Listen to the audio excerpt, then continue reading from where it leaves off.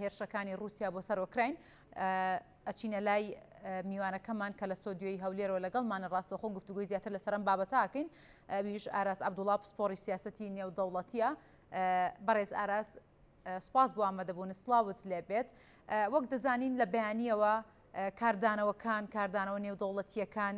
سەبارەت بە ڕەوشی ئۆکراین هەیە و درێژیان هەیە و هەر کەسە و هەر وڵاتە یاخود هەر ناوچەیە و بە شێوەیەک لێکدانەوە و شیکردنەوە بۆ ئەم بابەتاکەن. پێیان وایە ئۆکراین لەلای ئەمریکا و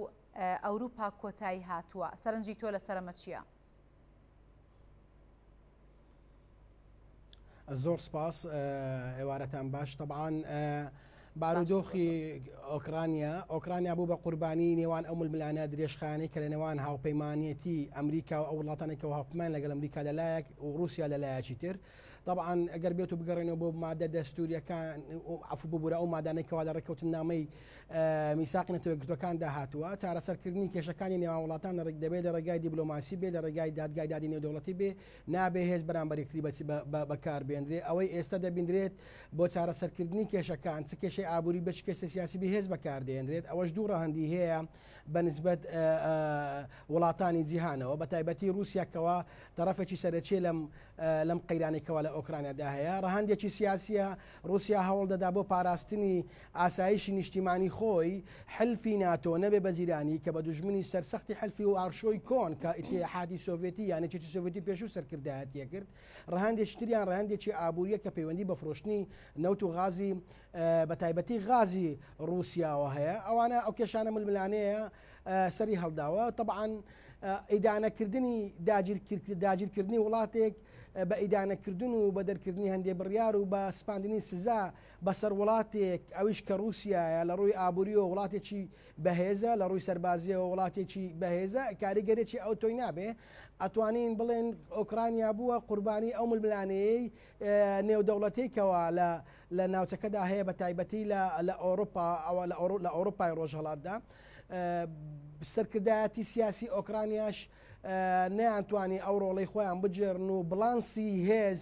لەسەر وڵاتەکەی خۆیان وابکەن کاریگەری نەمێنێ و بڵانسی سیاسیش لە نێوان رووسیا و لە نێوان ئەمریکا و ئەوروپا ڕابگرن. ئەوەمان پێ دەڵێ کە هەموو پۆستە سیادیەکان پێویستیان بە کەسانی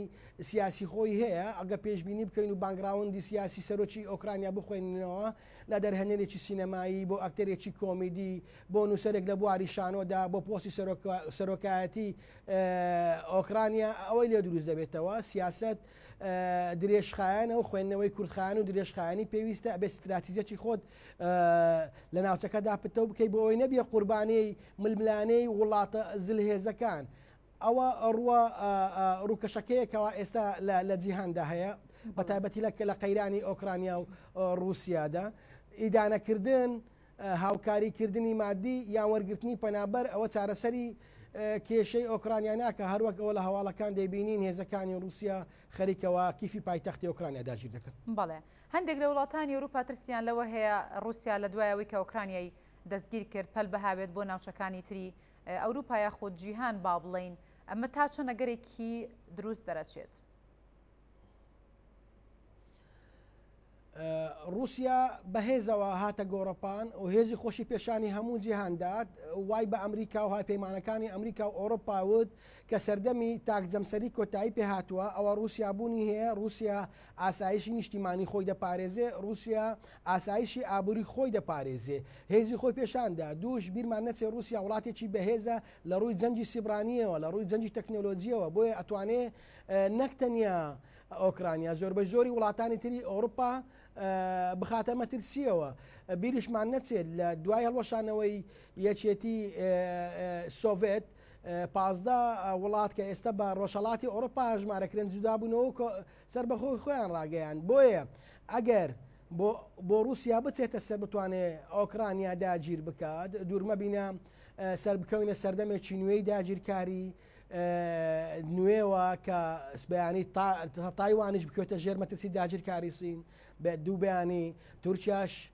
بە ناوی نوێکردنەوەی خاریتەی کۆن هەوڵی داواکردنی و داگیرکردنی ویلایەتی مووسڵ بدا ئەو جەهەتا کۆتایی چەند وای لێ دێ زۆر بە زۆری ئەو وڵاتانێکەوە لە ڕووی هێز و لە ڕووی ئابووریەوە لاوازن بکەونە ژێر مەترسی و هەیمەنەی وڵاتە زلهێزەکان. ئەوە نەکتەنیا ئەوروپا بگرێتەوە پل بە هاوێژێ بۆ ئاسیا و پل بە هاوێژێ بە ڕۆژهەڵاتی ناوەڕاست جاچمە خاچمە ئەو هەرێمانەی کەوا کیانی سربەخۆنین ئەوانیش ئەکەونە ژێر مەترسیەوە ئەوە ڕوە سیاسی و سەربازیەکەیەتی ڕوویەکی تری هەیە دەڵێن ئەوە استراتیزیەکی چی ئەمریکایە بەکارهێنانی ئۆکرانیایە بۆ تووڕەکردنی رووسیا بۆ نەمانی هێڵی غازی کە لە نێوان رووسیا بۆ ئەڵمانیا ئەچێ ئەو استراتیجی تاڵێن ئەمریکا تیایدا سەرکەوتوو بوو کەوا رووسیا تووڕە بکات بۆ ئەوەی ئۆکرانیا داگیر بکە بە تایبەتی ڕۆژەڵاتی ئۆکرانیەکەەوە پڕە لە سامانی سروشتی و لە پڕە لە بوارە جۆراجۆرەکانە تا دەگاتە کوشت و کاڵیش ئەوە وا بکات کەوا ئەوروپا تووڕە بکات هەوڵ بیر لەوە نەکەنەوە جارێکی تر اتفاقێکی بازرگانی بە تایبەتی لە بواری غازا لەگەڵ رووسیادا ئەنجام بدەن لە ئەرزی واقعدا رووسیا براوە بوو دەتوانێت ئۆکرانیا داگیر بکە بەڵام لە ڕووی سیاسە نێودەوڵەتەکە لە ڕووی سیاسە ئابوووریەکەەوە ئەمریکا سەرکەوتو دەبێت بەوەی کە توانی ئامانجی خۆی بپێکێ ئەڵمانیا وڵاتانی ئەوروپا لە کڕینی گازی رووسیا سار بکاتەوە رووسیا و پۆتین وەکو ئەڵمانیای کۆن و هیتلەری کۆن نیشان بدات باشە باست لەوە کردکە مەترسیەوە هەیە کە جیهان بگەڕێتەوە بۆ یەکێتی سۆڤێت کە ئەم هێرشانی رووسیاوا بکات کەواتە تا چەند ئەگەر هەیە ئەم هێرشانی رووسیا گەر بەردەوام بن ئەگەر بەردەوام بێت و درێژە بکێشێت جیهان بەرێتەوە بۆ سەردەمی پێش جەنگی سارد و دوو جەمسەری بەڕێوە بردن طبعا ئەم پێشاتێکی خراپە نەک جیهان بگەڕێتەوە بۆ سەردەمی یەکێتی سۆڤێت جیهان بگەڕێتەوە بۆ سەردەمی داگیرکاری ئیستیعماری ئینتیداب وسایە کە پێشتر لە سەردەمی جەنگی جیهانی یەکەم و جەنگی جیهانی دووەم بوونی هەبوو لەوانەیە بەرەو ئەو قۆناغا بگەڕێنەوە کە لە سەردەمی یەکێتی سۆڤێت خەراتر بێت لە دوو حلفمان هەبوو حلفی ناتۆ و حلفی وارشۆ ئەوە دەرگا ئاکاتەوە کە وڵاتانی تر ئەو هەوڵە بهدەن و ئەگە سیدمان کرد بێت لەو دووسێ ڕۆژەی پێشوو سین فڕۆکەکانی نزیکی تایوان دەکردەوە هێزەکانی نزیکی تایوان دەکردەوە کاوە ئەومان پێ دەڵێ بەیانی وڵاتانی زلهێز خاریتەی کۆن ئەو وڵاتانەی کەوا ئێستا وڵاتی سەر بەخۆن پێشتر سەر بە وڵاتانە بوونە دووبارە داگیریان بکەنەوە دەرگایەک بکرێتەوە کەەوە عسرێکی نوێ لە داگیرکاری ئینتیداب وسایە یعنی ئەوانە هەموو سەر هەڵ بداتەوە قۆناغێکی نوێ کە ئەوەش پێچەوانەی بنەماکان و ڕێسا و یاساکانی ڕێکەوتن نامەینەتەوە یەکگرتوەکانە ئەگە بیریشمان نەچێت کۆمەڵی نەتەوەکان ئەزبەت ئومەم کە نەیتوانی دەربەڕێگا چارە دیبلۆماسیەکان کێشەکانی نێوان وڵاتان چارە سەر بکات فەشەلی هێنا داگیرکاری و شەڕ جێگرتەوە ئەوە بوو کەوا بووە هۆی ئەوە کۆمەڵی نەتەوەکان هەڵبوەشێتەوە و نەتەوە یەکگرتوەکان نەشوێنی دابمەزرێ من ناڵێم ئەو قۆناغە گەشتە ئەو ڕادەیەکەوە بەیانی کاکارازەتوانین بڵین لە ئێستادا چارەسەری دیپلۆماسی ڕێکەوتنی دیپلۆماسیە توانێت چارەسەری ئەم گرژی و ئاڵۆزەی بینی ئۆکرانیا و رووسیا بکات نەخێر ئەوە ئۆکرانیا ئێستا ئامادەیە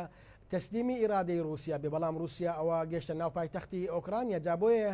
مەسەلا دیبلۆماسیەکان کۆتایی پێ هاتووە من تەسەوڕ ئەکەم بە داگیرکردنی ئۆکرانیا و دروستکردنی حکومەتێکی وەلایی لەلایەن کە خودی خەڵکی ئۆکرانیا بەڕێوە بن وەلایان بۆ رووسیا هەبێ پاشان کشانەوەی هێزەکانی رووسیا دەبێت لە ئۆکرانیا بەڵام بنکەی سەربازیان ئەمێنێ و مافش بە خۆیدا بنکەی سەربازی بێڵێتەوە هەروەک چۆن بۆ ئەمریکا ڕەخساوە لە 50 وڵاتی تری جیهان بنکەی سەربازی هەبێ باشە ئەگەر هاتووەم داگیرکاریە هەر بەردەوام بوو رووسیا بەرگەی ئەو سزا قورسانە ئەگرێت کە لە ئێستادا بەسەر یاسەپێنراوە لە ڕووی ئابووریش و سەربازیشەوە ئەتوانێت هەر بۆکو ئێستا بە پێوە بوەستێتەوە و بەردەوام بێت نازانم هیچ کام لەو سزا قورسانە بەسەر رووسیا نەسەپێنراوە هەروەک ئەوەی دیتمان لە بەیاننامەی وەزارەتی خارجی دەرەوەی سین دوڵە کاتی بەسپاندنی سزانیە بەسەر رووسیا هەندێک لە وڵاتانی ئۆروپا لەگەڵ سەپاندنی سزانین لەگەڵ رووسیا چونکە سەپاندنی سزا بەسەر رووسیا بە تایبەتی بەرامبەر بە ئۆروپیەکان ئەوە بڕینی غازی رووسیا لەسەر لە ئۆروپیەکان ئەوروپیا زەرمەند دەبێت دووش بیرمان نەچێ رووسیا خاوەن هێز و تەکنۆلۆژیایکی بەهێزە و خاوەن ئابوووریەکی بەهێزە بەو سوکە سزایانە هیچی بەسەر نایەت یاخود ناکرێتە دەرەوەی ئەو یاریەکە لە کۆمەلگانی و دەوڵەتیدا هەیە ئەو سیڕاعیکەوا هەیە لە بواری نەوت و غاز و لە بواری پاراستنی سامانی سروشتی و بە تایبەتی ئابووری بە شێوەیەکی گشتیەوە رووسیا یەدەجی غازی زۆرە ئەوە ناکاتە سزا کە بەریتانیا بڵێ من رووسیا لە سیستەمی بانکی دەرەکەم ئەوانە سزانینە خۆی رووسیا سیستەمی بانکی تایبەت بەخۆی هەیە و ئەتوانێت بەدیل بۆ ئەو شتانەی تر بدۆزێتەوە و رووسیاش هاوپەیمانی بەڵام لە ئەمریکا سیستەمە بانکیەکانی بڵۆکراون هەندێک لە ئەمریکا هەندێک لە سیستەمە بانکیەکانی بڵۆکراون ئەڵمانیا و ئەوروپ زۆرێک لە وڵاتەکانی ئەوروپا هەندێک سزا هەیە کە بەسەر وڵاتەیە سەپاندوێتی هیچ کاریگەریەکی ئەو تۆی نابێت لەوانەیە کاریگەریەکی نسبی ڕێژەی کەمی هەبێت رووسیا بە سەپاندنی سزا لە ئۆکرانیا ناکشێتەوە تەنیا ئەگەر لە ئایندەی نزیکدا گەڵە کۆمەکی نێودەوڵەتی لەسەر بکرێت ئیتیفاقەکی لێ بکرێت بە حکمی ئەوەی رووسیاش خۆی ئەندامە ئێستا سەرۆکاتی ئەنجومەنی ئاسایشی نێودەوڵەتیش دەکەن هەر بڕیارێکی دەرچێت مافی ڤیتۆکردنی هەیە جا بۆیە ئەو سزایانە ناڵێن کاریگەریان نابێت کاریگەریەکانیان نزبینە 100 بۆ 120 بەڵام قەوارە و هێز و توانا و ئابووری رووسیا لاواز ناکات کاتە تا چەند بە پێکێنانی حکوومەتێکی ڕووسی ئەتوانرێت کۆتایی بەم گرژی واڵۆزیانە بهێنرێت و زیاتر درێژە نەکێشێت پێشتر هەرخۆی سێ سیناریۆ هەبوو بۆ داگیرکردنی ئۆکرانیا بەشێ لە توێژەران پێیان وا بوو کەوا رووسیا بە داگیرکردنی هەرێمی دۆنباس بە هەردوو مقاتەعەوەکەوە سەر بەخۆیان ڕاگرتووە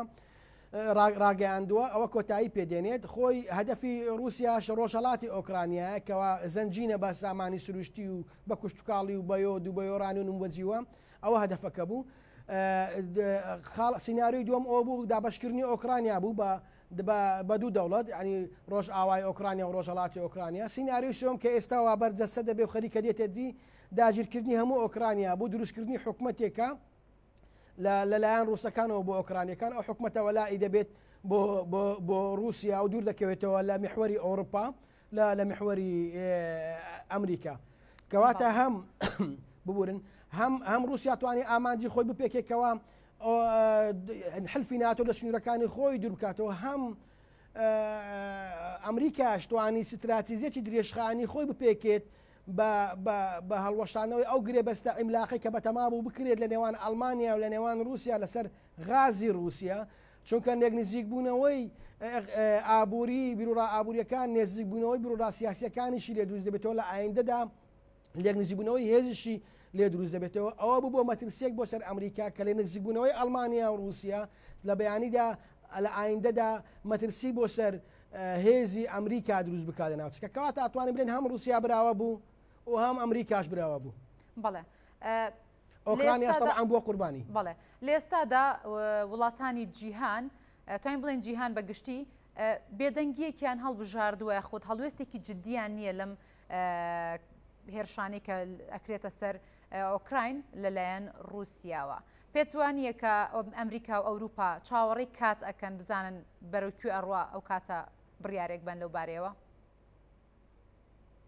من تازە پێشتر باسم کرد گوتم ئەگەر لە دوای کۆتایی هاتنی داگیرکردنی ئۆکرانیا بێدەنجی لێکرا هەر وەک چۆن پێشتر رووسیا توانی دوورگەی قرم داگیر بکات و بێدەنجی لێکرا پاشان لە قرم دەوڵەتێ دروستکرا ئەو دەوڵەتە داوای کرد بگەڕێتەوە سەر رووسیا لە ئەستفتایەکدا ئەگەر ئەوەش عین بە هەمان شێوە بچێتە سەر کە دەوڵەتێکی گەورەی ڕۆژهەڵاتی ئەوروپا لەلایەن رووسیاوە داگیر بکرێت و کۆمەلگای نێودەوڵەتی تەنیا بە ئیدانەکردن تەنیا بە هەندێک سزای سووک بیانەوە رووسیا ڕابگرن ئەوە جیهان دەچێتە قۆناغێکی ترەوە هەروەک لە پێشتر باسم کرد دەرگای داگیرکاری بۆ هەندێک وڵاتی تری زلهێز دەکاتەوە چ لە ئاسیا چ لە ڕۆژهەڵاتی ناوەڕاست چ لە ئەوروپا بەڵێ لە چەند وڵاتێکی جیهان خۆپشاندان دژی و هێرشانی رووسیا بۆ سەر ئۆکراین بەڕێواچێت ئەمە تا چەندێک بێتەوەی کە جیهان بجوڵێنێت کە لەسەرم بابەتە جددیتر بێت ئەو خۆپشاندانە تەنیا جوراندنی عەتفی جیهانە کاریگەری سیاسی یاخود کاریگەری سەربازیان لە ئەرزی واقعدا نییە لە ناو رووسیاش خۆپشاندان کراوە دژی داگیرکردنی ئۆکرانیا کەواتە دەتوانین بڵێن جولاندنی عەتفە و گەیاندنی نیگەرانیە لە مەسائلە نێودەوڵەتیەکان و پرسە سیاسیە سەربازیە بەهێزەکان ئەو خۆپشاندانانە با بڵێن کاریگەرێکی ئەو تۆی نابێت بەڵێ کاتە دوای تێڕوانینی تۆ بۆ ئەم ڕەوشەی کە لە ئێستادا هەیە بۆ دوایین پێشهاتەکان چییە وەکو پسپۆڕێکی سیاسەتی نێودەوڵەتی هەروەک بینیمان رووسیا سینناریۆی سێمی وا خەریکە جێبەجێ دەکات داگیرکردنی ئۆکرانیا بە شێوەیەکی گشتی نازانم تا چەند مەجای ئەوەی تێدا ماوە سەرۆکی ئۆکرانیا بێتە سەر کەناڵەکان بەڕاشکاوانە بڵێ من تەستیم بە ئیرادەی رووسیا بووم هەروەک بەرپرسدانەوەیەک بۆ ئەو پشتیوانە نێگەتیفیەی کەوا وڵاتانی ئەوروپا دەڵێن ئێمە لە ئۆکرانیا و لە سەرۆکی ئۆکرانیا دەکەن کە لە ئەرزی واقعیشدا هیچیان نەکردووە ئەوە لەوانەیە قۆناغەکە بگەێنێتە بنبەست لە ئەگەر ئەو لێدوانش نەدا یاخود رووسیا وەڵامی ئەو داوای سەرۆکی ئۆکرانیا نەداتەوە ئۆکرانیا داگیر ئەکرێت و حکوومەتێکی تێدا دروست ئەکرێت و دیجیهان دەکەوێتە قۆناغێک و ئەگەر کۆمەلگانی و دەوڵەتی نەتەوەی گرتوەکان بڕیارێکی بنبەست نەک ئیدانەکردن کاریگەریان لەسەر لە ئەرزی واقعدا نابێ بنبەست نەبێت کە ئەوەش زەحمەتە بکرێت ئەو قۆناغە ئاوارەستە سەر. بەڵێ ئاراس عەبدوڵڵا پسپۆڕی سیاسەتی نێودەوڵەتی لە ستۆدیۆ هەولێرەوە لەگەڵ مابووی سپاس بۆ ڕوونکردنەوە و شیکردنەوەکانە سپاس بۆ ئامادەبوونت.